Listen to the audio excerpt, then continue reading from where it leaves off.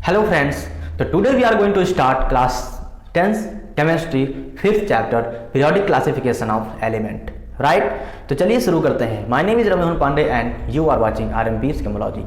तो अगर हम बात करें पीरियोडिक क्लासिफिकेशन की तो नॉर्मल पहला क्वेश्चन आता है कि इसकी ज़रूरत क्या थी। तो इसकी ज़रूरत बस इतनी थी कि हमें सिस्टमैटिक वे में एलिमेंट को पढ़ने के लिए एक टेबल बनाएगा जिसे हम पीरियोडिक टेबल कहते हैं। ठीक है, क्या था? सिस्टमैटिक वे में एलिमेंट को पढ़ने के लिए टेबल बनाया गया, उसे हम पीरियोडिक टेबल कहते हैं। बस इतना अभी आप समझो। ठीक है, समझ गए? Very good. तो अब जो पीरियोडिक टेबल आपको दिख रहा है, आपकी स्क्रीन पर दिख रहा होगा, जिसे हम कहते हैं long form of periodic table. ठीक है, तो long form of periodic table की एक लंबी चौड़ी कहानी है। ठीक है, ये ऐसा नहीं जो आपको SPDF ब्लॉक दिख रहा होगा ये ऐसे मिल गया होगा, नहीं, ये ऐसे नहीं मिल गया है। इसके पीछे की जो हिस्ट्री है वो हम लोग जानते हैं। ठीक है, तो करीब 1817 ईस्वी में डूबे राइनर, ठीक है, ने अपना ट्रायड्स दिया था। सबसे पहले हिस्ट्री की अगर हम बात करें पीरियोडिक टेबल की तो 1817 ईस्वी में ये कौन थे? जर्मन साइंटिस्ट थे।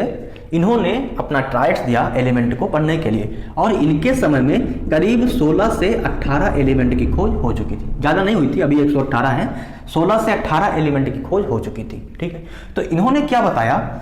इन्होंने कुछ ग्रुप बना दिए, है ना, कुछ एलिमेंट का ग्रुप बना दिया। कुछ क्या, इन्होंने अपने ग्रुप में तीन एलिमेंट को रखा। ABC एक ग्रुप हो गया, DEF दूसरा ग्रुप हो गया, GHI तीसरा ग्रुप हो गया। ठीक है, तो इन्होंने क्या किया? तीन एलिमेंट का ग्रुप बना दिया, इसीलिए इसे इन्होंने ट्रायड कह दिया। ठीक है, तो इस ग्रुप को बनाया तो बोला भाई इसको आप ऐसे पढ़ोगे कि अगर आप मास ऑफ B पढ़ रहे हो, क्या पढ़ रहे हो आप? अगर मास ऑफ B एलिमेंट पढ़ रहे हो तो आपको मास ऑफ A एलिमेंट और मास ऑफ C एलिमेंट को जोड़ करके उसको 2 से क्या कर देना है? डिवाइड कर देना है। ऐसे इसमें भी करना है। तो उनके कहने का मतलब क्या हुआ था? सीधा मतलब इसको लाइन में लिखते हैं कि the mass of middle element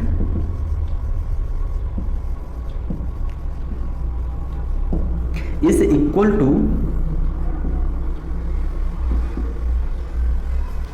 average mass of is equal to average mass of remaining 2 element.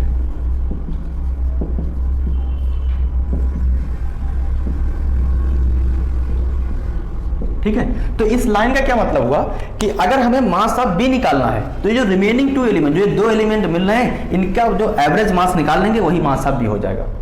है ना? क्या ये एग्जैक्ट बताए थे? तो आंसर आएगा नहीं। इन्होंने बताया था कि अप्रॉक्सीमेटली इक्वल होगा, या तो इक्वल होगा या अप्रॉक्सीमेटली इक्वल होगा। ठीक है, तो इन्होंने इसको देखा कि B का हम ऐसे निकाल सकते हैं। अगर हम E का निकालें तो क्या करेंगे? Mass of E is equal to mass of D plus mass of F divided by 2। तो ऐसे हो जाएगा। बात समझ में आ रही है? Very good. तो अब ये आया कि क्या भाई साहब आपके पास इसका कोई प्रूफ है ना? अगर आप कुछ दे रहे हैं तो पहले चीज की आपको प्रूफ पता होना चाहिए। तो उन्होंने कहा बिल्कुल है मेरे पास प्रूफ। तो कैसे इन्होंने दिया कि आपके पास, इन्होंने बताया कि हमारे पास है लिथियम, हमारे पास है सोडियम, हमारे पास है पोटेशियम। ठीक है, और इन्होंने बताया कि जो लिथियम का मास होता है 6.9 होता है, वेल नोन था। सोडियम का 23 होता है, यह भी पता था, और पोटेशियम का 39.9 होता है। ठीक है, तो अब इन्होंने कहा कि अगर आप मास ऑफ सोडियम देखें जो कि 23 मेंशन है, तो 23 कैसे आएगा? इन दोनों का मास निकाल लो, है ना? तो इन दोनों का मास पता है, एवरेज निकाल लो इसका, 6.9 प्लस 39.9 डिवाइडेड बाई 2। तो अगर आप इसको कैलकुलेट करोगे तो अप्रॉक्सीमेटली 22.9 आएगा, जो कि वेरी क्लोज टू 23, है ना? तो इनका पहला ट्रायड था। क्या था ये इनका पहला ट्रायड था। उसके बाद इन्होंने एक और ट्रायड बनाया, तो क्या था? कैल्शियम, स्ट्रोंशियम और वेरियम। तो जो कैल्शियम का एटॉमिक मास था वो 40.1 था, स्ट्रोंशियम का जो था 87.6 था, और वेरियम का 137.3 था। तो इन्होंने दूसरा ट्रायड ये बनाया। अब दूसरे ट्रायड में क्या था कि अगर आप कैल्शियम के मास को और बेरियम के मास को एवरेज मास निकालें इन दोनों का, तो आपको कितना मिलेगा? अप्रॉक्सीमेटली 88.7 मिलेगा। है ना। तो ये भी कहीं ना कहीं इसके बराबर है, 87.6 के बराबर है ना। तो इन्होंने यही बताया कि अगर मास ऑफ मिडिल एलिमेंट आपको चाहिए तो वो होगा average mass of remaining to element. तो इन दोनों को वैलिड कर रहा है। अच्छा, क्या पूछा कि आपने कुछ और बनाया? तुमने कहा हाँ बिल्कुल एक और बनाया। क्या बनाया?